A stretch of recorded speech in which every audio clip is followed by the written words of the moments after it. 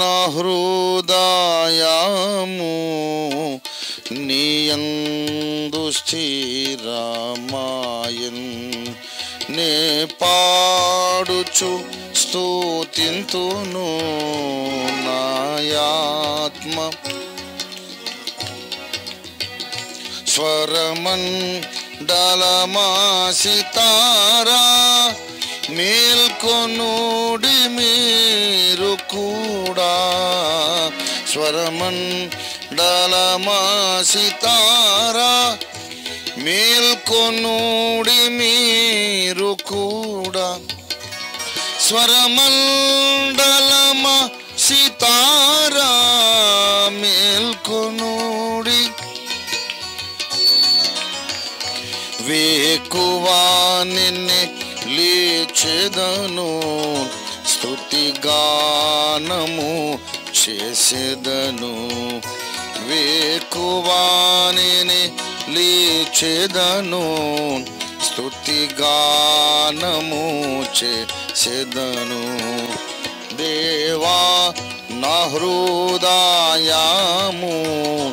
నీయందు స్థిరమాయన్ నే పాడుచు స్తుతింతును నాయాత్మగానము.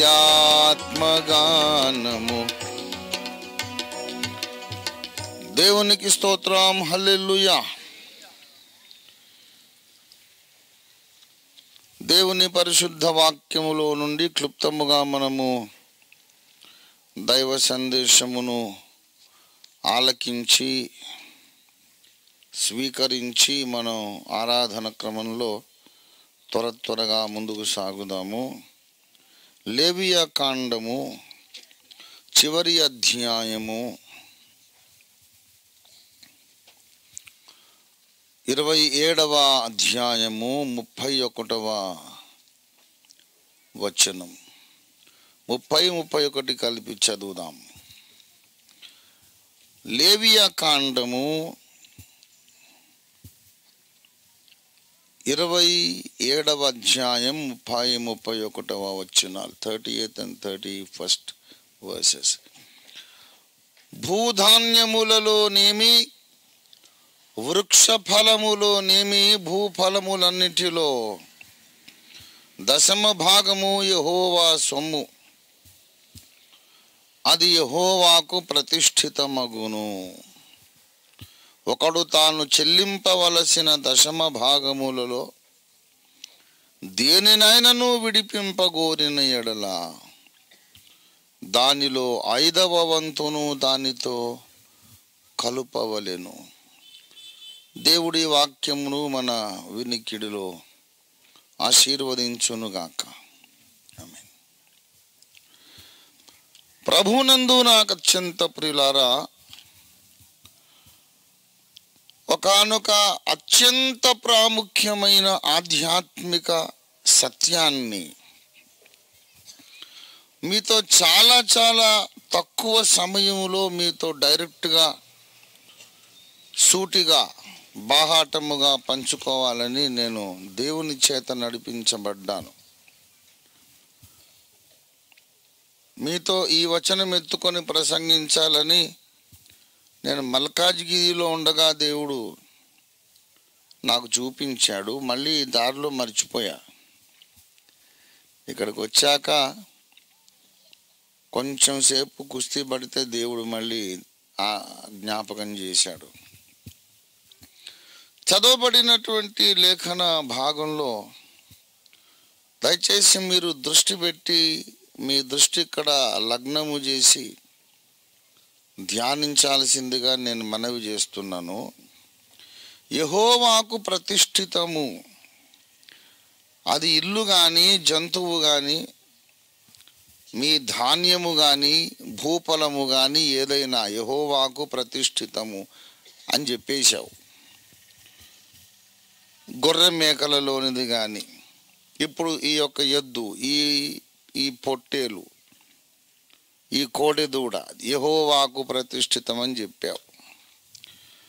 చెప్పిన తరువాత దాన్ని నువ్వు విడిపించాలనుకున్నావు. You want to redeem it, you want to save it from being offered. ఎందుకంటే ఓ గొర్రె పిల్లనే ఉన్నది, దాన్ని దేవునికి ఇస్తే దేవుడు ఏం చేసుకుంటాడు? దేవునికి బలి ఇవ్వాల్సిందే. దేవుడు ఇంకేం చేసుకుని ఎత్తుకొని తిరుగుతాడు నెత్తిన పెట్టుకొని. దేవునికి అవసరం లేదు. దానిని దేవునికి బలి ఇవ్వాలి. నీకు బలి ఇవ్వడం ఇష్టం లేదు, దాన్ని నువ్వు కాపాడాలనుకున్నావు, దాన్ని నువ్వు బ్రతికించాలి అనుకున్నావు. ఇప్పుడు 27వ అధ్యాయం అంతా ఇదే విషయం. 9వ వచనం కూడా చూడండి. యెహోవాకు అర్పణముగా అర్పించు పశువులలో ప్రతిదానిని యెహోవాకు ప్రతిష్ఠితముగా ఎంచవలెను. 13వ వచనం. అయితే ఒకడు అట్టి దానిని విడిపింప గోరిన ఎడల నీవు నిర్ణయించిన వెలలో 5వ వంతు దానితో కలుపవలెను. 5వ వంతు కలిపి దాన్ని విడిపించాలి. అంటే అర్థం ఏమిటి? ఇప్పుడు ఇల్లు విషయం కూడా అలాగే చెప్తాడు. ఇల్లు కూడా 27:15 చూడండి. తన ఇల్లు ప్రతిష్ఠించిన ఎడల వాడు దానిని విడిపింపగోరిన ఎడల అతడు నీవు నిర్ణయించిన వేలలో 5వ వంతు దానితో కలపాలి. ఇక్కడేమో భూఫలము సస్యద్రవ్యం అన్నాడు, ఇల్లు అన్నాడు, ఇక్కడేమో జంతువు అన్నాడు. అందుకే నేను ముందు స్టేట్మెంట్లో ఈ 3 కలిపి చెప్పాను. జంతువులు, పశు సంపద కానీ, నానా విధాల స్థిరాస్తి, చరాస్తి, ఏదైనా కానీ, anything you want to offer unto the lord. తర్వాత నువ్వు దాన్ని విడిపించాలనుకున్నావు. అప్పుడు ఏం చేయాలంటే బాగా వినాలి. దీనికి అసలు ఇప్పుడు మార్కెట్లో విలువ ఎంత అని అడగాల. 100 రూపాయలండి అని చెప్పాడు అనుకోండి. 100 రూపాయలు. ఆహా, అయితే ఇప్పుడు ఈ వస్తువు ప్రతిష్ఠితం అన్నావు. ఇప్పుడు దీని ఖరీదు 100. నువ్వు నాకు 100 రూపాయల వస్తువు ఇస్తానన్నావు, ఇవ్వడం లేదు, తీసుకెళ్ళిపోతున్నావు. కనుక 100 రూపాయలన్నా ఇవ్వు అనాలి. అది న్యాయం కదా. ఇప్పుడు 100 రూపాయలు ఖరీదు చేసి ఒక గొర్రె ఇస్తానన్నావు, ఇవ్వడం లేదు, కనుక 100 రూపాయలన్నా ఇవ్వాలి. అయితే దేవుడు అంటాడు 100కు 100 ఇవ్వద్దు. ఇది 100 రూపాయల జంతువు అనుకో, పశువు, గొర్రె, మేక, దీని వెలలో 5వ వంతును కూడా కలపమన్నాడు. అంటే 100లో 5వ వంతు ఎంత? 20 రూపాయలు కదా. 100లో 5వ వంతు 20 రూపాయలు. 100 రూపాయల జంతువును నువ్వు విడిపించుకుపోతున్నావు కనుక, నాకు చెందాల్సింది విడిపించేస్తున్నావు కనుక, నాకు బలి కావలసిన దాన్ని విడిపించేస్తున్నావు కనుక, దానికి బదులుగా నువ్వు ధనము చెల్లించాలి. ఇది మార్కెట్లోనైతే ఇది 100 రూపాయలు చేస్తుంది. అయితే దాన్ని విడిపించినప్పుడు నువ్వు 120 రూపాయలు చెల్లించాలి. ఇప్పుడు దాని విలువ మారింది. దేవునికి ప్రతిష్ఠితము అని చెప్పకముందు దాని వాల్యూ 100 రూపాయలే. విడిపించి తీసుకుపోయిన తర్వాత దాని వాల్యూ ఇంక్రీజ్ అయింది. ఎక్కువైందా తక్కువైందా? ముందేమో 100 రూపాయలు, విడిపించిన తర్వాత 120 రూపాయలు. ఇక్కడ దేవుడు ఒక పారమార్థిక సత్యాన్ని నేర్పిస్తున్నాడు. అదేమిటంటే మనందరము దేవునికి బలి ఇయ్యాల్సిన వాళ్ళమే మనందరం. అంటే తర్వాత మనకు లైఫ్ ఉండదుగా. ఇప్పుడు గొర్రెని తీసుకెళ్ళి బలిచ్చాము, బలిచ్చిన తర్వాత ఇక దానికి జీవితమే లేదు, దాన్ని చంపేయడమే ఇక. అయితే చంపకుండా నిన్ను బ్రతికిస్తున్నాడు దేవుడు. నీకు బదులుగా ధనము చెల్లించి విమోచన క్రయ ధనము చెల్లించి అనేకులకు ప్రతిగా విమోచన క్రయ ధనముగా నా ప్రాణమునిచ్చుటకు వచ్చానన్నాడు యేసయ్య. మార్కు సువార్త 10వ అధ్యాయము 45వ వచనములో, మనుష్య కుమారుడు పరిచారము చేయించుకొనుటకు రాలేదు గాని పరిచారము చేయడానికి, అనేకులకు బదులుగా తన ప్రాణాన్ని విమోచన క్రయధనముగా ఇవ్వడానికి వచ్చాడు.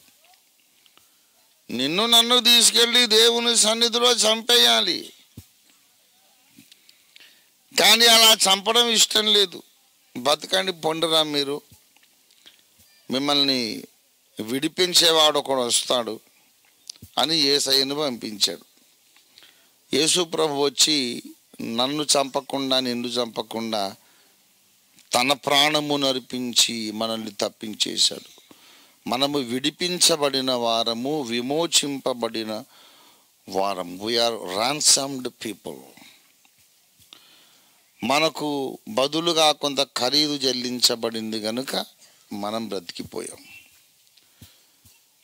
అయితే బ్రతికిపోయిన తర్వాత, రక్షణ పొందిన తర్వాత, విమోచన పొందిన తర్వాత, విమోచింపబడిన తర్వాత మన విలువ ఎంత? నీ విలువ ఇంక్రీజ్ అయిపోయింది. అంతకుముందు చావవలసిన వారుగా మనము ఆదాములో ఉన్నాము. ఆదాము సంతానముగా మనము చావవలసిన వారము.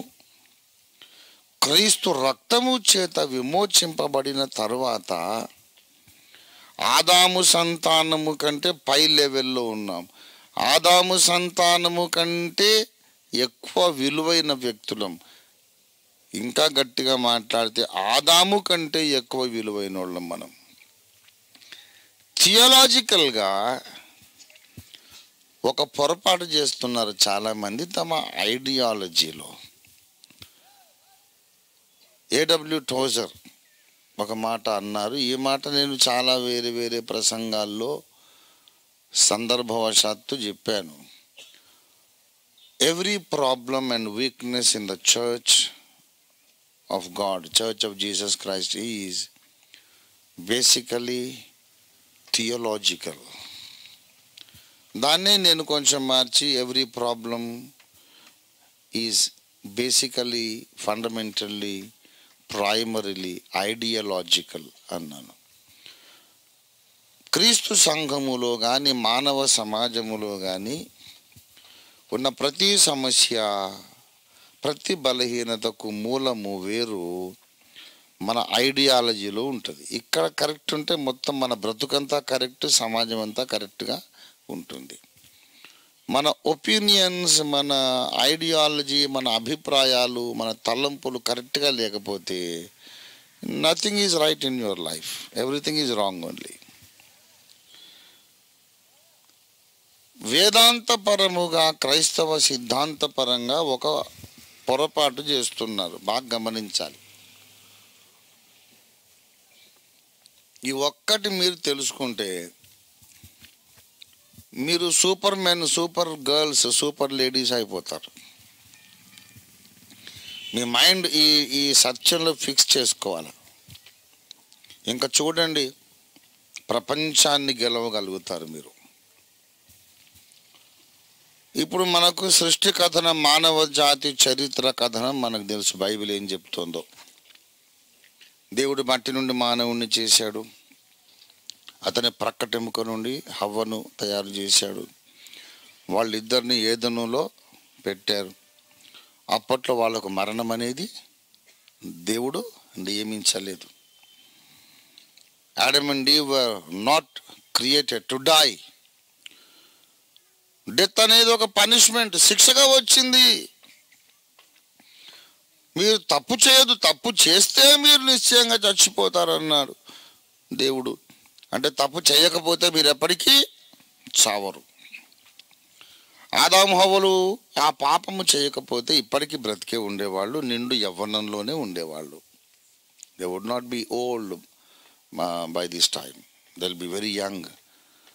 ఏజ్ టైం వైజ్ అంతే వాళ్ళు ఓల్డ్ అంతే తప్ప వాళ్ళ దేహం యొక్క స్టేచర్ మాత్రం 30 ఏండ్ల కుర్రోడు ఎంతో, ఆదాము 6000 ఏండ్లకి అట్లాగే ఉండేవాడు. ఏజింగ్ ప్రాసెస్ ఉండనే ఉండదు. హవ్వకు కూడా అలాగే. హవ్వ ఇంతమందిని లక్షల మందిని కనేసి ఇంకా ఆమె 18 ఏళ్ళ పిల్లలకు చిన్న పాపలాగా ఉంటుంది ఆమె. అయితే మరణం అనేది లేనటువంటి జాతిగా ఆదాం హవ్వలను దేవుడు చేశాడు. తర్వాత ఏమైంది? వాళ్ళు ఆ మహిమ నుండి పడిపోయినారు. వినండి, రక్షకుడు వచ్చాడు 4000 ఏళ్ళు అయ్యాక. రక్షకుడైన యేసు వచ్చి తన రక్తమును చిందించి యజ్ఞమై మరణించి మళ్ళీ లేచి ఆదాము హవ్వల ద్వారా జరిగిన పతనాన్ని తీసేశాడు, ఆ పాపమును తొలగించాడు, ఆ నష్టాన్ని తీసేశాడు. ఇవన్నీ అనేటప్పుడు మనం ఏం ఇమాజిన్ చేసుకుంటున్నామంటే, ఏ మెట్టు మీద నుండి ఆదాము పడిపోయినాడో ఆ మెట్టు మీదికి మళ్ళీ మనల్ని దేవుడు తీసుకొచ్చాడని. అది చాలా తప్పున్నర తప్పు. ఆదాము పాపము చేయకముందు ఒరిజినల్ క్రియేషన్లో ఆదాము ఖరీదు 100 రూపాయలైతే యేసు రక్తము మనల్ని విమోచించినాక మన విలువ 120 రూపాయలు. You are on a greater height, higher stature, ఇంకా హయ్యర్ స్టేటస్లో ఉన్నావు. ఆదాముతో సమానంగా మనం లేము, ఆదాము కంటే పైన ఉన్నాము. ఎలాగ పైన ఉన్నాము? వాట్ ఈస్ ద డిఫరెన్స్ అంటే నేను చెప్తున్నా. మీకు చెప్పమన్నాడు దేవుడు, మీ ద్వారా మొత్తం సార్వత్రిక సంఘానికి చెప్పమన్నాడు కనుక చెప్తున్నా. ఆదాము పరీక్ష హాల్లో ఉన్నాడు. అతని విధేయత పరీక్షించబడుతున్నది. మీరు ఈ తోట చెట్లలో దేని ఫలమునైనను తినవచ్చును కానీ తోట మధ్యలో ఉన్నటువంటి ఆ చెట్టు మంచి చెడ్డల తెలివినిచ్చే వృక్ష ఫలమును మాత్రమే మీరు తినవద్దు, మీరు దాని తినుదినమున నిశ్చయముగా చచ్చెదరు అని వెళ్ళిపోయాడు. వాళ్ళకు పరీక్ష మొదలైంది. దేవుడిచ్చిన ఆజ్ఞకు లోబడతారా, లోబడరా? వద్దన్న పండు తినకుండా ఉంటారా, తెగించి తినేస్తారా? వాళ్ళ విధేయత పరీక్షించబడుతుంది. Adam and Eve were in the examination hall, but we are not in the examination hall. We are out of the examination hall. The results have been declared. ఫలితాలు వచ్చేసినాయి. ఇప్పుడు పరీక్ష రాసేటప్పుడు ఉన్నంత టెన్షను రిజల్ట్స్ వచ్చినాక ఉంటుందా? ఇప్పుడు పరీక్ష రాసేటప్పుడు నేను పాస్ అవుతానో ఫెయిల్ అవుతానో, పాస్ అవుతానో ఫెయిల్ అవుతానో. పరీక్ష హాల్లోకి వెళ్ళక ముందు ఏమనుకుంటారు పిల్లలు? ఏమో మరి క్వశ్చన్ మార్క్ ఎంత టఫ్గా వస్తుందో లేకుంటే ఈజీగా వస్తుందో. కొంతమంది ఏమో హాల్లోకి వెళ్ళి వచ్చి చాలా టఫ్ వచ్చిందిరా, అసలు ఒక్క క్వశ్చన్ కూడా సరిగా అటెంప్ట్ చేయలేకపోయాను, చాలా టఫ్ అని వాడు బయటకు వచ్చి చెమటలు కక్కుతుంటాడు. కొంతమంది ఏమో లోపలికి పోయి వచ్చి అబ్బా ఈజీ ఈజీ, మరి పచ్చిమిరపకాయ నవిలినట్టు అబ్బా ఎంత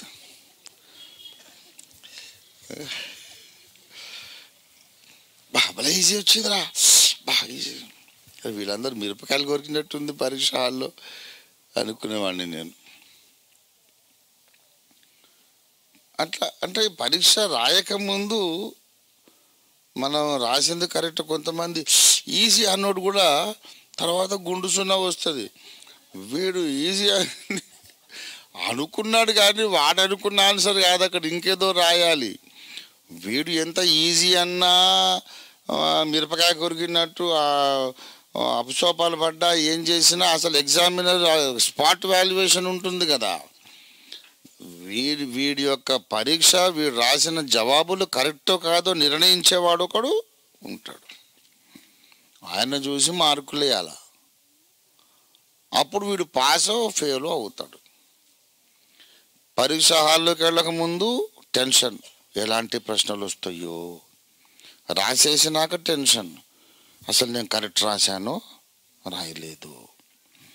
ఇంకా కొంతమందికి టెన్షన్, అసలు నేను రాసిన గొప్ప జవాబులు వాడికి అర్థమవుతాయో లేదో. నేను చాలా గొప్పగా రాసేసాను, మరి వాడికి అంత జ్ఞానం ఉండాలి కదా. ఒక్కోసారి దిద్దే వాళ్ళకు కూడా అర్థం కాదు కనుక దురదృష్టవశాత్తు మనం ఫెయిల్ అయిపోతుంటాం. అదొక టెన్షన్. ఇప్పుడు పాస్ అవుతున్నావు ఫెయిల్ అవుతున్నావు, పాస్ అవుతున్నావు ఫెయిల్ అవుతున్నావు, ఈ టెన్షన్. రిజల్ట్స్ వచ్చేసినాయి. ఈ తర్వాత టెన్షన్ లేదు ఇక. ఎందుకంటే పాస్ అన్న అవుతావు ఫెయిల్ అన్న ఏదో ఏమైనా ఉంటే పాస్ అయ్యావా ఆయన, ఫెయిల్ అయినావా ఆయన.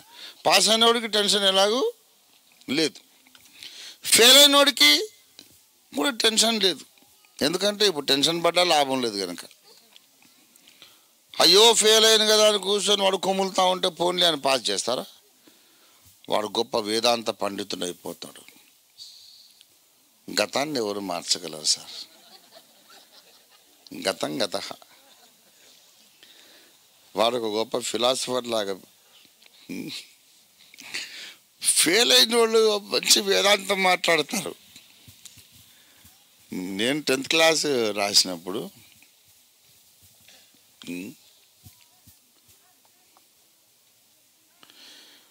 ఒకడు ఫెయిల్ అయ్యాడు. ఫెయిల్ అయితే వాడు ఫ్రెండ్ వాళ్ళ డాడీ, వాళ్ళ ఫ్రెండ్ ఏమో ఫస్ట్ క్లాస్లో పాస్ అయ్యాడు, వీడేమో ఫెయిల్ అయ్యాడు. వాళ్ళ నాన్న, ఏం బాబు నీకు రిజల్ట్ ఏమైంది అని అంటే, ఏంది లేండి సార్, ఈ పరీక్షలు అనేవి మన జ్ఞానానికి ఏం కొలబద్ద కాదు అంటున్నాడు.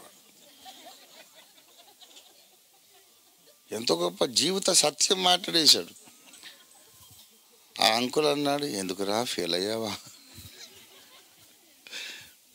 అవునులే, ఏం ఫెయిలో ఏం పాసో.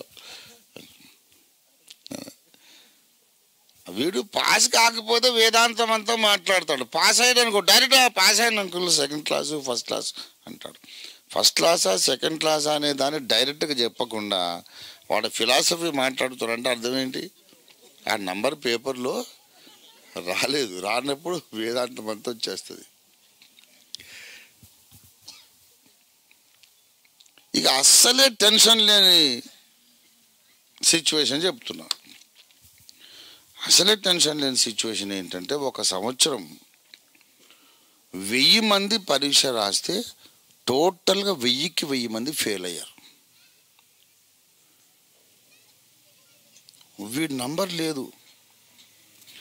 వీడు బయటకు వచ్చి చూస్తే, అరే ఫెయిల్ అయిన వాళ్ళందరూ ఆ రూమ్లోకి పోండిరా, పాస్ అయిన వాళ్ళందరూ ఈ హాల్లోకి వెళ్ళండి అని ప్రకటన చేశారు అధికారులు. ఫెయిల్ అయిన వాళ్ళందరూ ఈ హాల్లోకి వెళ్ళారు. అయ్యో ఫెయిల్ అయ్యాను కదా అని కుమ్ములతో ఆ హాల్లోకి పోతే మొత్తం బ్యాచ్ మొత్తం అక్కడే ఉన్నారు. అక్క నువ్వు కూడా ఫెయిల్ అయినావా? తమ్మి నువ్వు కూడా ఫెయిల్ అయినావా? అరే నువ్వు కూడా, ఇక అరే నువ్వు ఫెయిల్. ఇక వీడి ముఖంలో ఆనందం అనేది సూర్యకాంతిలాగా ప్రకాశిస్తూ ఉంటుందన్నమాట. అరే అందరు ఫెయిల్ అయినా, అందరు ఫెయిల్, అబ్బా వాట్ ఏ వండర్ఫుల్ రిజల్ట్.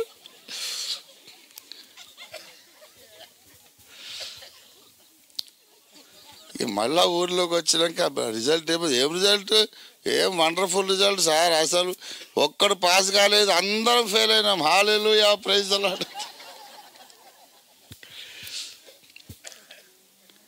ఇప్పుడు మానవ జాతి అట్లాంటి టెన్షన్ ఫ్రీ సిచ్యువేషన్లో ఉంది. ఆదాం మొదలుకొని మన దాకా పుట్టబోయేటోడు దాకా పాస్ అయినోడు ఒక్కడు లేడు కనుక ఎవ్వరు టెన్షన్ పడకండి, అందరం ఫెయిల్ అయినాము. కొందరు పాస్ అయ్యి కొందరు ఫెయిల్ అయితే టెన్షను. కానీ దేవుడు అంటాడు ఏంటంటే, నీతిమంతుడు లేడు ఒక్కడును లేడు, దేవుని ముందు యోగ్యుడు ఒక్కడు కూడా లేడు, ఏ భేదము లేదు, అందరూ పాపము చేసి ఉన్నారు. నువ్వు రిజల్ట్స్ తర్వాత ఉండే హాల్ లోపల ఉన్నావు. నువ్వు ఏ హాలు? ఫెయిల్ అయిన హాలు.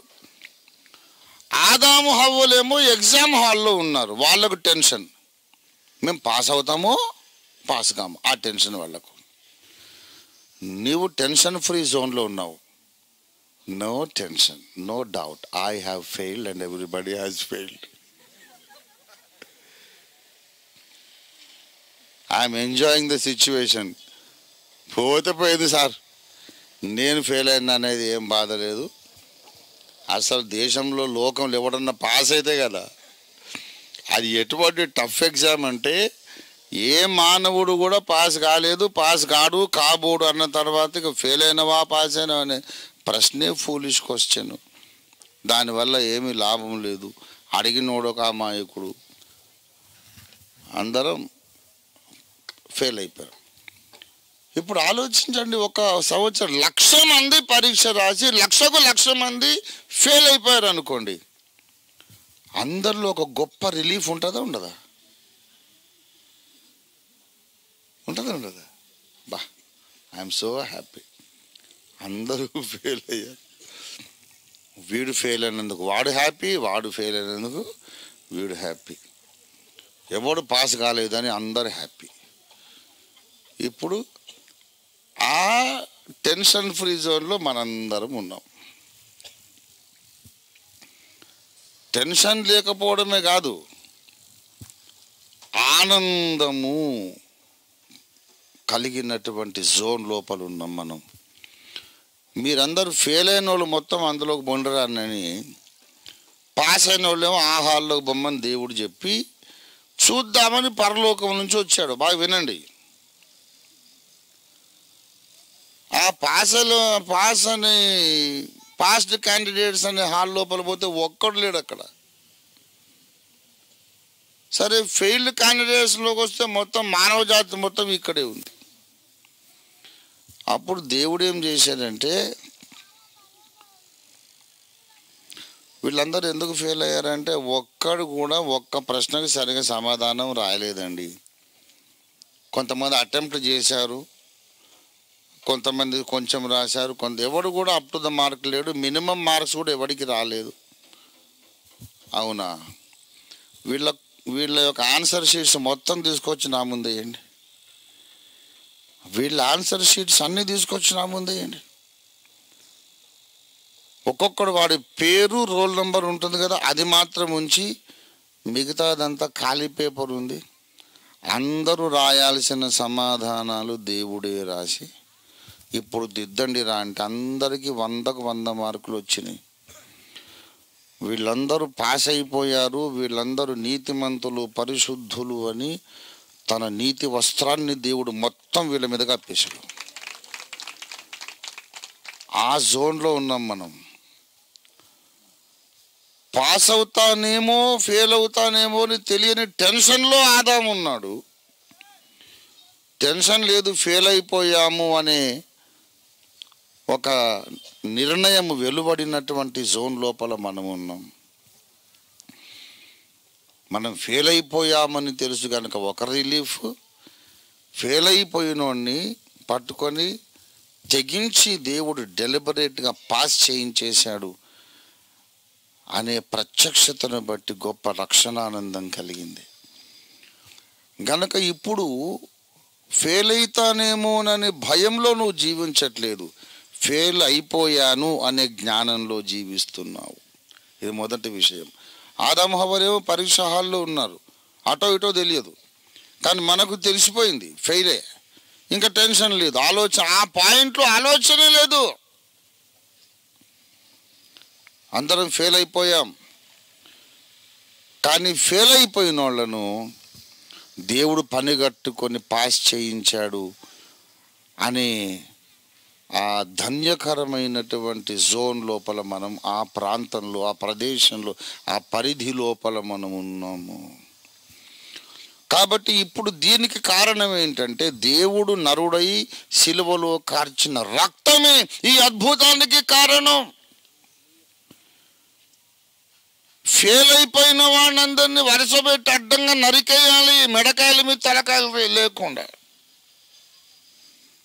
వాళ్ళని కాపాడండి రా, ఇదిగో నా రక్తం ఇస్తున్నాను. విడిపించబడ్డ జంతువుకేమో దాన్ని విలువలో 5వ వంతు కలపమన్నాడు. 100/120 అయింది. ఇప్పుడు మనమందరము వరుసపెట్టి దేవుడు నరికేయాల్సిన రూమ్లో ఉన్నాం. దేవుడిచ్చింది 20 రూపాయలు కాదు, అమూల్యమైన తన రక్తమునిచ్చాడు. దేవునికి స్తోత్రం కలుగును గాక.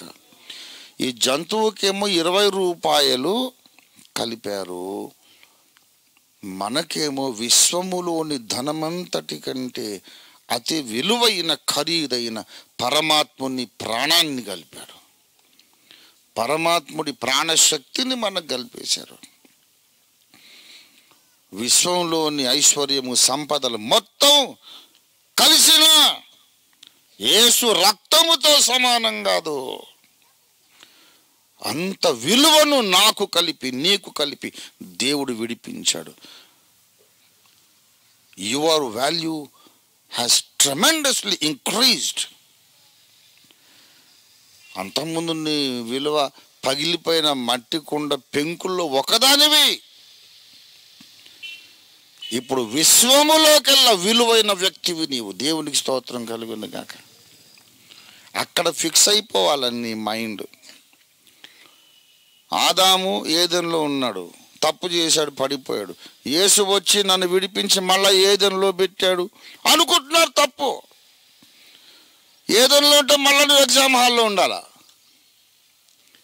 మళ్ళీ పాస్ ఆఫ్ ఫెయిల్ అని tension. You are not in the garden of Eden. నువ్వెక్కడున్నావు తెలుసా?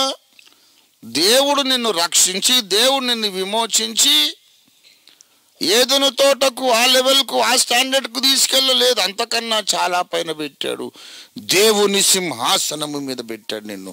ఎఫెసీ పత్రిక 2వ అధ్యాయము 6వ వచనం చదవండి.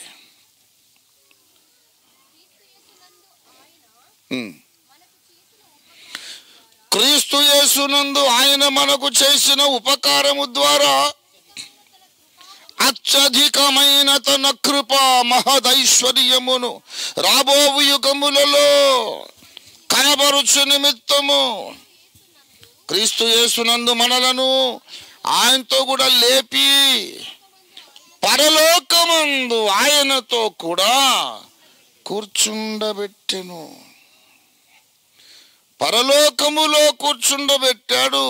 ఎక్కడైతే యేసయ్య ఉన్నాడో అక్కడ. విశ్వాసులు ఎందుకు రకరకాల సమస్యల్లో పడిపోతారంటే, దేవుడు లేవనెత్తి ఆదాముతో పెట్టననుకుంటున్నారు. ఆదాము దగ్గర నిన్ను పెట్టాడు అనుకో, మళ్ళీ ఆ సర్పంగాడు వస్తాడు, ఇది నిజమా అని. ఏదెనులో ఉంటే నీ దగ్గరికి సర్పం వస్తాడు. దేవుని సింహాసనం మీద ఉంటే సర్పము రాడు, రావడానికి వీల్లేదు. అందుకే నిన్ను గార్డెన్ ఆఫ్ ఈడెన్లో పెట్టలేదు. అంతకన్నా చాలా పైన తండ్రి అయిన దేవుని కుడి పార్శ్వమున యేసయ్య కూర్చున్నాడు. యేసయ్య ఒడిలో నిన్ను పెట్టాడు. దేవుని స్తోత్రం కలుగును గాక. హల్లెలూయా. యేసయ్య ఒడిలో ఉన్నట్టే నీ మైండ్లోని ఫిక్స్ అయిపోవాలా. You are not an ordinary lady, you are not an ordinary man, you are extraordinary people. You are all extraordinary people. Supernatural. ఈ ప్రకృతికి, మానవ జాతి పరిమితులకు అతీతులు మీరు. ఎందుకంటే మీరు విడిపించబడినప్పుడు, విమోచింపబడినప్పుడు మీ విలువ చాలా పెరిగింది, లక్షల రెట్లు పెరిగింది. విమోచింపబడక ముందు నీ విలువ 10 రూపాయలే. నమ్మి బాప్తిస్మం పొందిన తర్వాత 10 లక్షల కోట్లు. ఎవడు కొనలేడు నిన్ను. Your value has increased. ఆదాము కంటే ఎక్కువ. ఆదాము రిస్క్లో ఉన్నాడు, మనం రిస్క్కు బయట ఉన్నాం. ఆదాము దగ్గరికి సర్పం వచ్చే అవకాశం ఉంది. ఈయన లోబడితే లోబడవచ్చు, లోబడకపోతే లోబడకపోవచ్చు. లోబడితే జీవము, లోబడకపోతే మరణం. ఇప్పుడు అక్కడ లేం మనం. మన పక్షముగా ఏసే పరీక్ష వ్రాసి మనకు 100కి 100 మార్కులు వేసి పరీక్ష అయిపోయింది.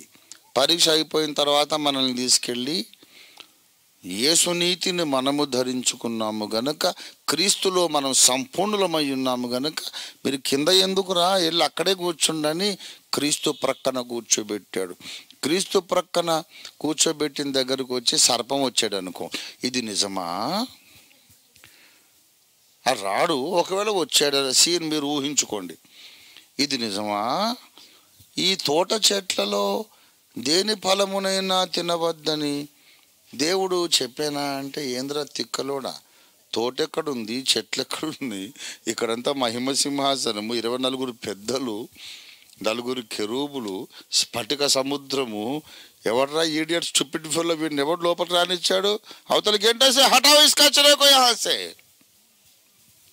అవునా, అరే మరి నేను నిన్ను శోధిద్దాం అనుకున్నానే అంటే, అదంతా గతకాలపు చరిత్ర, నీకు ఇప్పుడు అవకాశం లేదు.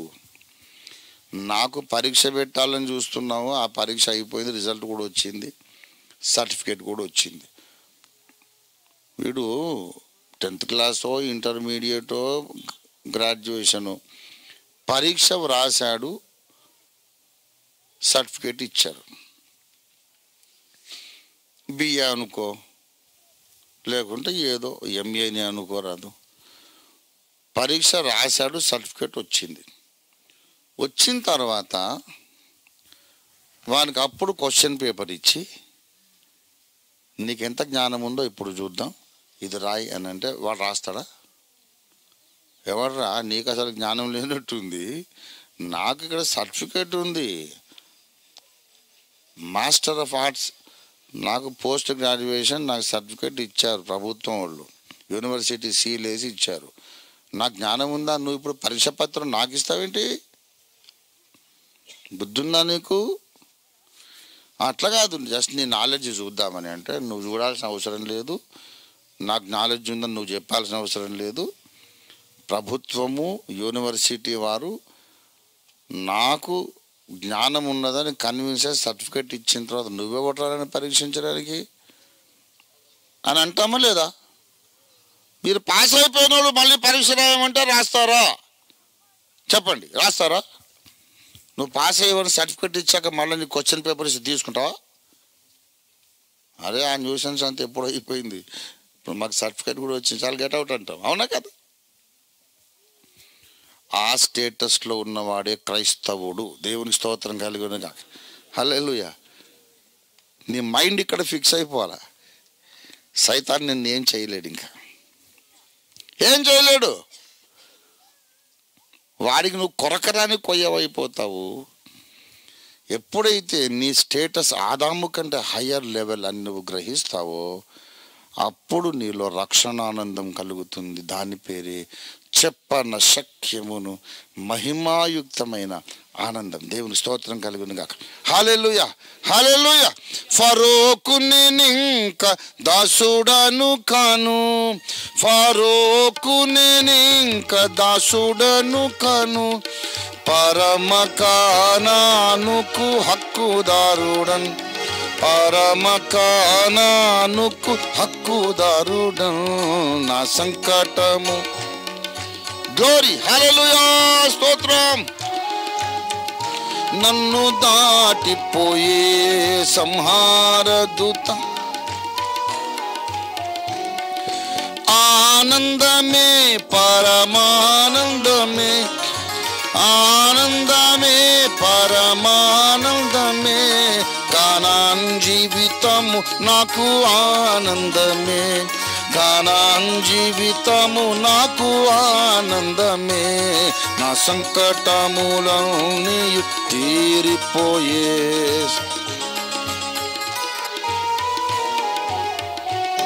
సంహార దూత నన్ను మరాను మధురముగా మార్చినాడు, మరాను మధురముగా మార్చినాడు. బండాను పగుల గొట్టి దాహము తీర్చెను, బండాను పగుల గొట్టి దాహము తీర్చెను, నా సంకటములన్నీయు స్తోత్రం హల్లెలూయా గ్లోరీ, నన్ను దాటిపోయే సంహారదూత. బైబిల్లో ఉన్న మాట నిజమే. ఒక మాట, చూడుము నేడు జీవమును మరణమును నీ ఎదుట ఉంచి ఉన్నాను, నా ఆజ్ఞలను పాటించి నడుచుకున్న ఎడల నువ్వు బ్రతుకుతావు.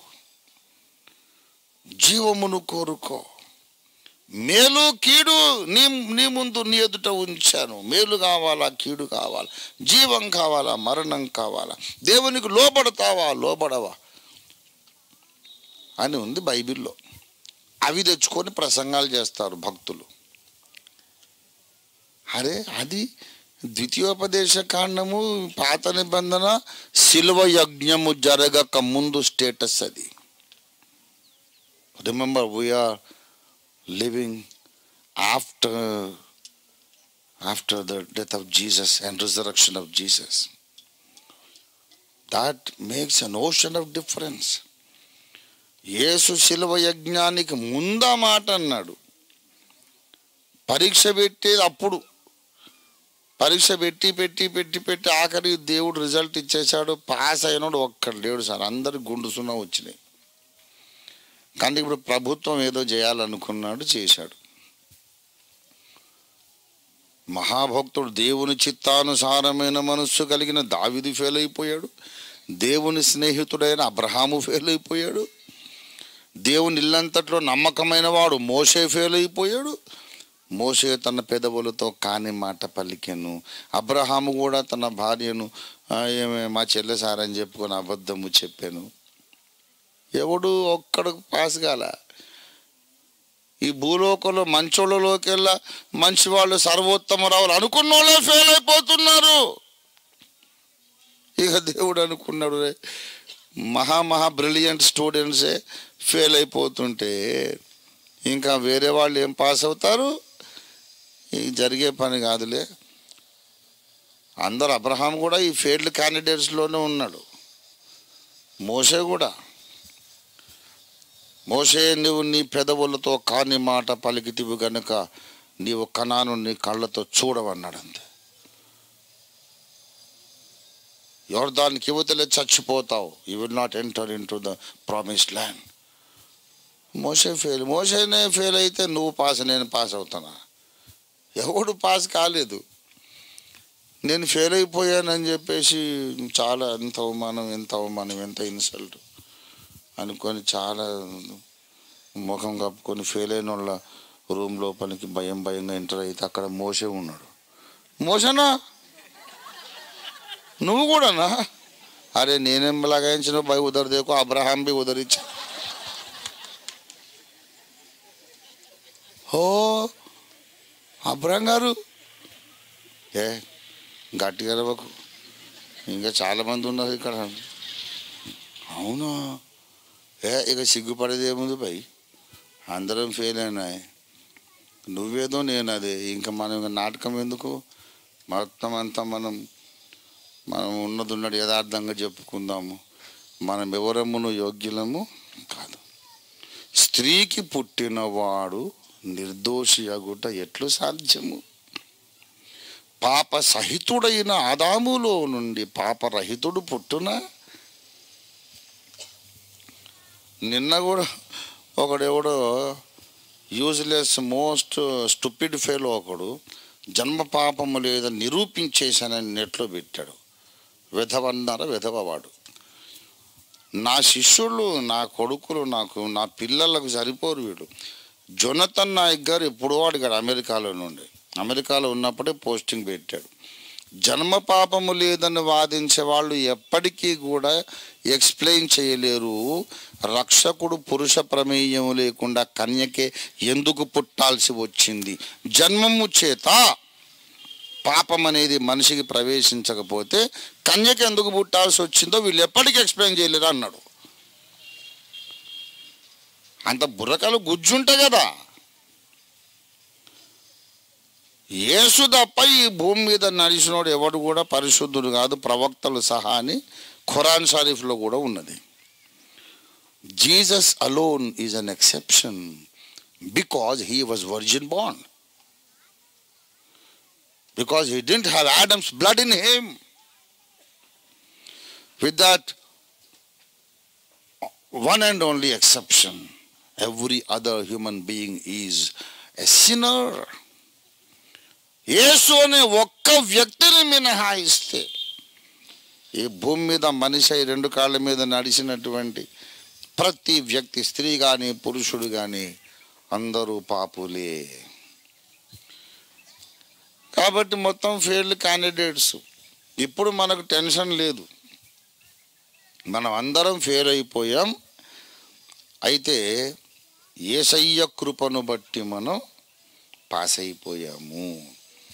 యేసును ధరించుకున్న మీరు ధన్యులు, అదృష్టవంతులు, భాగ్యశాలులు. దేవునికి స్తోత్రం కలుగును గాక. హల్లెలూయా.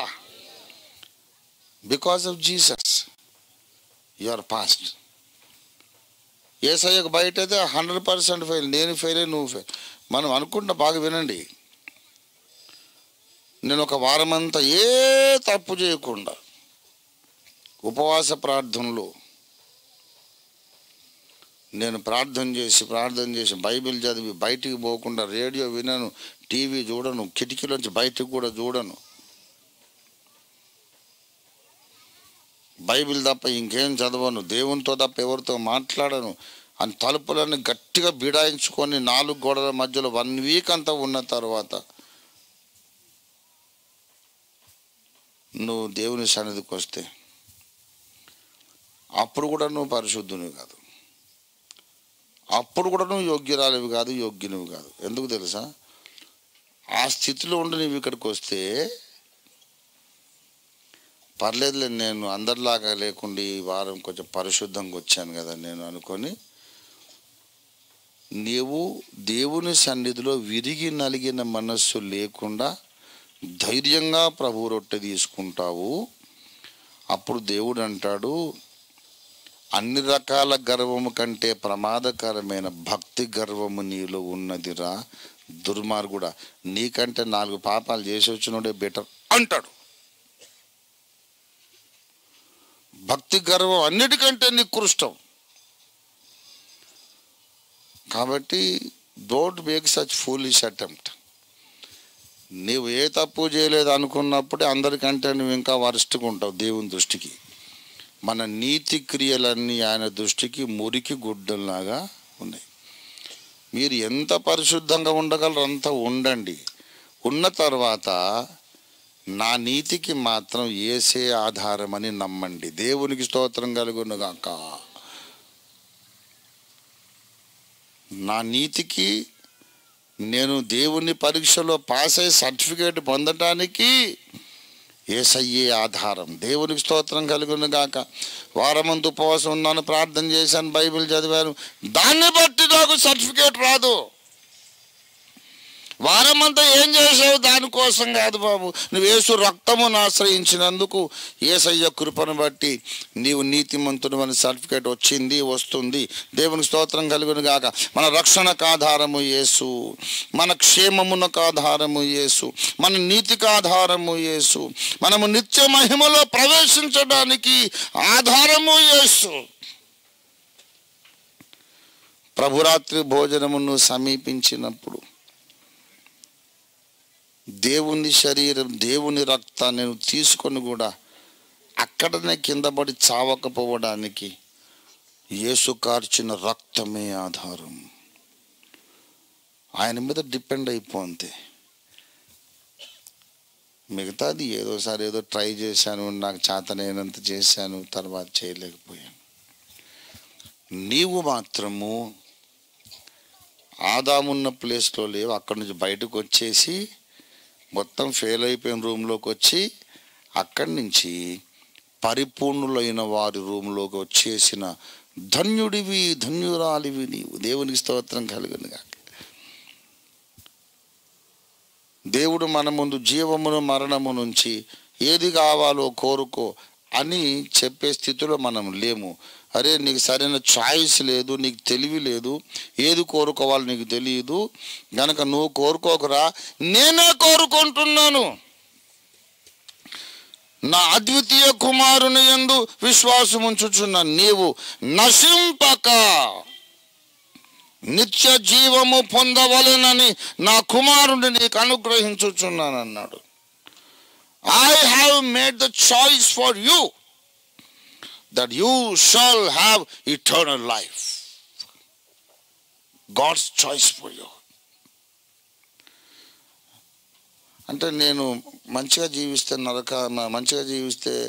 నరకం తప్పించుకుంటాను, మంచిగా జీవిస్తేనేమో నేను పరలోకానికి వెళ్తాను, మంచిగా జీవించకపోతే నరకానికి వెళ్తానని don't place yourself in the garden of Eden. You are doing a foolish thing. బుద్ధి తక్కువ పని చేస్తున్నావు. నా క్రియలు ముఖ్యం అనుకున్నప్పుడు నువ్వు వెనక్కి నడిచి ఎక్కడికి వెళ్తున్నావు? ఏదెనులోకి వెళ్తున్నావు. మళ్ళీ సర్పంగాడు వస్తాడు, ఆ చండాలం అంతా జరుగుతుంది. నువ్వు వెనక్కి నడవద్దు, రివర్స్ గేర్లో. దేవుడు నిన్ను ఎక్కడ పెట్టాడో అక్కడ ఉండు. ఎక్కడున్నావు నువ్వు? ఏమండి? తేజోమయమౌ దివి రాజ్యమునా, తేజోమయమౌ దివి రాజ్యమునా, దూతగణంబులు ప్రీతిగా పాడన్, తరగని నిత్యా తండ్రి మహిమలో మహిమ రూపుడౌ, మరియ సుతునితో మహిమా పరచితివే. యెహోవా యేసుక్రీస్తు నందు నన్ను మహిమా పరచితి. Already God has glorified you. You are already a glorified being in the sight of God. Romans 8:29. రోమా పత్రిక 8:29 చూడండి దయచేసి. అదొకటి చదువు ముగించేద్దాం. బాగా వినాలి. ఇది విని నా ప్రశ్నకు సమాధానం చెప్పండి, నేను ముగించేస్తా.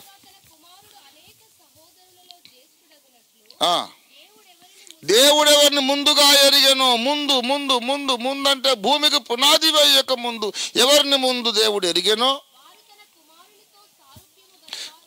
తన కుమారునితో సారూప్యం గల వారగుటకు ముందుగా నిర్ణయించను. ఎవరిని ముందుగా నిర్ణయించను? వారిని పిలిచాను. ఎవరిని పిలిచాను? వారిని నీతిమంతులుగా తీర్చను. ఎవరిని నీతిమంతులుగా దేవుడు తీర్చను, వారిని ఏం చేశాను? మహిమ పరచునువా, మహిమ పరచెనువా? ఇప్పుడు నువ్వు మహిమపరచబడితే నువ్వెక్కడున్నట్టు? ఏదెనులో ఉన్నట్ట, సింహాసనం మీద ఉన్నట్ట? You are not in the garden of Eden. Don't go back to the garden of Eden. ఓసా హోగా భాయ్. అంటే నువ్వు పరీక్షలో నెగ్గుతావో లేదో అని దేవుడు చూడాలనుకుంటున్నాడు. అది సైతాను మనకు అబద్ధం చెప్తాడు. Don't believe that lie. అబద్ధం నమ్మకండి. వాడికి చెప్పాల్సిన సమాధానం ఏంటంటారే, పరీక్ష అయిపోయింది, రిజల్ట్ వచ్చింది, ఫెయిల్ కూడా అయిపోయినా మళ్ళీ పరీక్ష ఏందిరా బేవకూఫ్. పరీక్ష అయిపోయింది, రిజల్ట్స్ వచ్చింది, నేను ఫెయిల్ అయిపోయా, ఇప్పుడు నువ్వు ఇక పరీక్ష గురించి మాట్లాడకు. నేను రాయను పరీక్ష, నేను రాయను. ఎందుకంటే ఫెయిల్ అయిపోయినా మళ్ళీ ఫెయిల్ అవుతా. మరి ఏంటిది నీ సంగతి? మరి ఎందుకు వచ్చినట్టు కోటు సూట్ వేసుకొని ఫెయిల్ అయిపోయినావు కదా? అరే స్టూపిడ్ ఫెలో, ఫెయిల్ అయిన తర్వాత చాలా గొప్ప సంగతి జరిగింది ఇక్కడ. చీఫ్ ఎగ్జామినర్ నా పరీక్ష పేపర్ అంతా ఆయనే రాసి నాకు ఫస్ట్ అని సర్టిఫికేట్ ఇచ్చాడు. అరే ఇట్లా అన్యాయం కదా, అన్యాయమో న్యాయమో నువ్వే ఒకటి అడగడానికి. రాజాధిరాజు విశ్వ చక్రవర్తి నిర్ణయం అది. దేవుడే నన్ను పాస్ అని చెప్పిన తర్వాత నువ్వెవడు కాదనడానికి? మళ్ళీసారి నువ్వు టెస్ట్లో టెస్ట్ ఏంటిది? సర్టిఫికేట్ వచ్చిన తర్వాత, మహిమపరచబడిన తర్వాత మళ్ళీ పరీక్ష ఏంటి? No more tests. Only enjoying in the presence of God, enjoying the sonship of God, enjoying in the glory of God. దేవుని కౌగిట్లో ఉన్నాం మనం. ఎక్కడున్నాం మనం చెప్పండి? ఏదెను తోట కాదు. ఏదెనులో ఉంటే సర్పం వస్తుంది, శోధన, మళ్ళీ నువ్వు పడిపోతావు. యేసయ్య ఒడిలో ఉన్నావు, అక్కడికి సర్పం రాడు. వచ్చినా సరే ఈ తోట చెట్లలో, అంటే తోట ఏది, చెట్లే, పిచ్చోడా, అక్కడ భూమి మీద ఉన్నదో పోయి అక్కడ ఎవడన్నా ఉంటే అక్కడ అడితో మాట్లాడుకో. ఇక్కడ తోట లేదు, చెట్లు లేదు, ఇక్కడ నిత్య జీవం మాత్రమే ఉంది. దేవుని స్తోత్రం కలుగును గాక. హల్లెలూయా. ఎంత గొప్ప దేవుడండి యేసయ్య. అందుకే దీనిని ఇంకా ఏమనాలో అర్థం కాక ఇంత గొప్ప రక్షణ అన్నాడు. దేవుని స్తోత్రం కలుగును గాక. హల్లెలూయా. అదేందండి మీరు చెప్పే చూస్తుంటే విశ్వాసులు ఎట్లా బతికినా ఏం కాదన్నట్టున్నది అంటాడు ఒకడు. సర్పంగాడు వాడి సర్వెంట్స్ ఉంటారు కదా, సర్పంగాడి సేవకులు. ఓరి పిచ్చోడా, ఎట్లా బ్రతికినా ఏం కాదనే కంక్లూజన్ కాదు. నువ్వు మహిమలో యేసయ్య ప్రక్కన సింహాసనం మీద కూర్చున్నాను అన్ని మైండ్ ఫిక్స్ అయిపోతే నీ ద్వారా ఈ భూమి మీద తప్పు జరగడానికి అవకాశం ఉండదు. నీవు తప్పకుండా సాధారణ మానవుల కంటే హయ్యర్ మారల్ స్టాండర్డ్స్లో జీవించి తీరతావు. అది అసలు సంగతి. నీ మైండ్ అక్కడ ఫిక్స్ అయిన తర్వాత ఇక్కడ నువ్వు భూలోకవాసులలాగా నువ్వు ప్రవర్తించవు. నువ్వు ఇంకా ఉన్నతమైన మనిషిగా నువ్వు జీవిస్తావు. దేవుని స్తోత్రం కలుగును గాక. హల్లెలూయా. అక్కడ ఫిక్స్ అయిపోయాను నేనైతే. నేను అందుకే ఎవరిని పట్టించుకోను. నేను పౌలు, మేమందరం అక్కడ ఉన్నాం. నాకు అన్నిటి యందు స్వాతంత్రము కలదు. అన్నిటి యందు నాకు స్వాతంత్రం కలదు అన్నాడు. నాకు ఆజ్ఞలు లేవు, నాకున్న ఆజ్ఞ ఒకటే, క్షేమాభివృద్ధి కలుగుతుందా లేదా చూసి ఏమైనా చేస్తాను. దట్స్ వాట్ పాల్ సెడ్ కదా. అన్నిటి యందు నాకు స్వాతంత్రము కలదు. ఏదెనులో ఉంటేనేమో ఆజ్ఞ ఉన్నది, క్రీస్తులో ఉంటే స్వాతంత్ర్యం ఉన్నది. దేవుని స్తోత్రం కలుగును గాక. హల్లెలూయా. కనుక మనం ఇప్పుడు ప్రభురాత్రి భోజనాన్ని సమీపిస్తున్నాం. ఏ ధైర్యంతో చెప్పండి? మన మనసాక్షి చెప్పిన ప్రకారం ఏదన్నా తప్పు జరిగింది అనుకుంటే యేసయ్యా క్షమించు అని అడగాల్సిందే. ఆయన క్షమిస్తాడు. ఒక రాజు ముందు నేరస్తునిగా నీవు రావడం లేదు, కన్న తండ్రి ముందుకు కొడుకుగా కూతురుగా నువ్వు వస్తున్నావు. దేవుని స్తోత్రం కలుగును గాక. నిన్ను చూసి నీ తాట తీయాలనే ఉగ్రమూర్తిగా ఉన్న దేవుని దగ్గరికి నువ్వు రావడం లేదు, క్షమించుటకు సిద్ధమైన మనస్సు కలిగిన తండ్రి దగ్గరకు వస్తున్నావు. ఏ దేవుని దగ్గరకు వచ్చావు నువ్వు ఇప్పుడు? ప్రభువా క్షమించమని ఎక్కడికి వచ్చావు? తండ్రి, నీ కుమారుని అనిపించుకుంటకు యోగ్యుడు కాదు అందాం అనుకొని నువ్వు వస్తుంటే, ఇంకా ఇంటికి రాకముందే, గేటు ముందుకు రాకముందే, క్షమాపణ మొదలు పెట్టకముందే ఇళ్లకు, పొలాలకు, రోడ్లకు అడ్డం పడి పరిగెత్తి నీ మీద పడి ముద్దు పెట్టుకునే తండ్రి దగ్గరికి వచ్చావు నువ్వు. దేవునికి స్తోత్రం కలుగును గాక. దేవుడు పరిగెత్తి వచ్చి కావలిచ్చి ముద్దు పెట్టుకున్నాడు. ఆయన నన్ను మెడకాయ పట్టుకొని గెంటేస్తే అప్పుడు ఇదంతా చదువుదాం ఈ డైలాగ్ అని వాడు ప్రిపేర్ అయ్యి వచ్చాడు. తండ్రి, నీ కుమారుని నన్ను పెంచుకుంటా యోగ్యుడిని కాదు, నీ కూలి వాళ్ళు ఒకరిగా నన్ను పెట్టుకోము, నాకు అన్నం పెట్టుము, నేను ఆకాశమునకు విరోధముగా నేను తప్పు చేసింది అందాం అనుకొని వస్తుంటే వాడు అనకముందే ఎవరో పెద్ద మనిషి మీద పడి ముద్దు పెట్టుకుంటున్నాడు. చెప్ప ముద్దు పెట్టుకుంటున్నాడు. ఎవరా? మా డాడీ నాకు క్షమాపణ జరుగునంటే, డాడీ అని పిచ్చోడా, నీకు క్షమాపణ ఎవడే కావాలి, నువ్వు రావడమే కావాలన్నాడు. దేవుని స్తోత్రం కలుగును గాక. హల్లెలూయా. ఆ దేవుని దగ్గరకు వచ్చావు నువ్వు. భయంగా రాకు. భయం అనేది దేవుణ్ణి గాయపరుస్తుంది. స్వతంత్రించుకో. డాడీ, నేను తప్పు చేశాను, కొడితే కొట్టు నాయనా, నన్ను క్షమించు, మళ్ళీ నేను అలా చేయను, ప్లీజ్ హెల్ప్ మీ లార్డ్ అన్న తర్వాత నేనెంత మాత్రము త్రోసివేయనన్నాడు. దేవునికి స్తోత్రం కలుగును గాక. ఏదెనులో లేము, మనం యేసయ్య ఒడిలో ఉన్నాం. అక్కడే దేవుని క్షమాపణను కూడా స్వతంత్రించుకుందాం. రండి ప్రార్థన చేసుకుందాం. ఇది దేవుని సన్నిధి. మనము మహిమపరచబడిన వ్యక్తులుగా ఈ భూమి మీద జీవిస్తూ ఉన్నాము. Never allow any kind of fear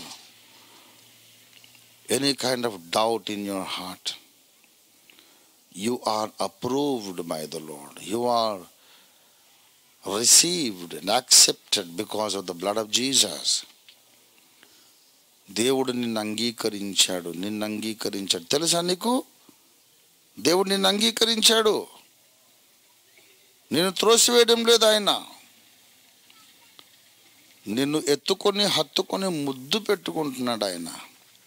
enjoy the kisses of the creator. Lord Jesus, I'm so grateful to you. You made such a difference in my life. Hallelujah. ఆదాము కంటే నా విలువ ఎక్కువ అని చెప్పినందుకు నీకు వందనాలని చెప్దాం. ఆదాము పడిపోయే అవకాశం ఉన్నది అనే టెన్షన్లో ఉన్నాడు. అవకాశం కాదు, అసలు పడిపోయాను, ఇది నా చరిత్ర అనే నిశ్చయ అభిప్రాయంలో మనం ఉన్నాం.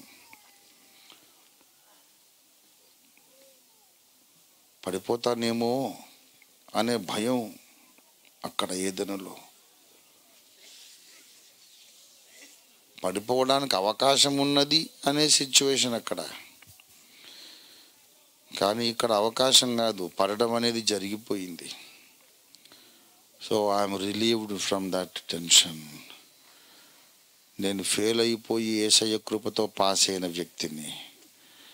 ఇంకా నాకు ఆజ్ఞలు వర్తించవు, యేసయ్య కృపే వర్తిస్తుంది. ఆజ్ఞలు వర్తించవు, ఇది క్షేమాభివృద్ధి అవునా కాదా అనే విచక్షణే వర్తిస్తుంది. What matters is my discretion. I'm above the commandments, I'm above the లా.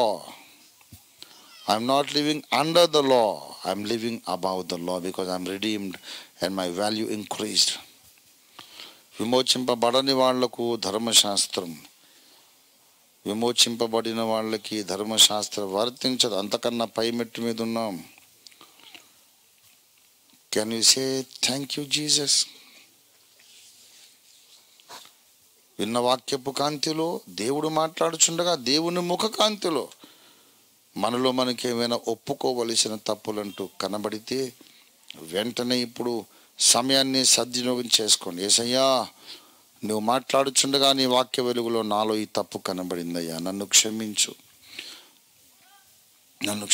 నీ రక్తంతో నన్ను కడుగుమని అడగండి. Quickly take a shower in the holy blood of Jesus. తొందరగా యేసయ్యా నీ రక్తంతో నన్ను కడుగుమని అడిగి స్నానం చేసేయండి. మనకు స్నానం చేయించడానికి చాకలి వాని సబ్బు వంటి వాడైన యేసు మన మధ్య సంచరిస్తున్నాడు. మనల్ని పరిశుద్ధపరిచి పుటం వేయడానికి కంసాలి వాని అగ్ని వంటి యేసు మన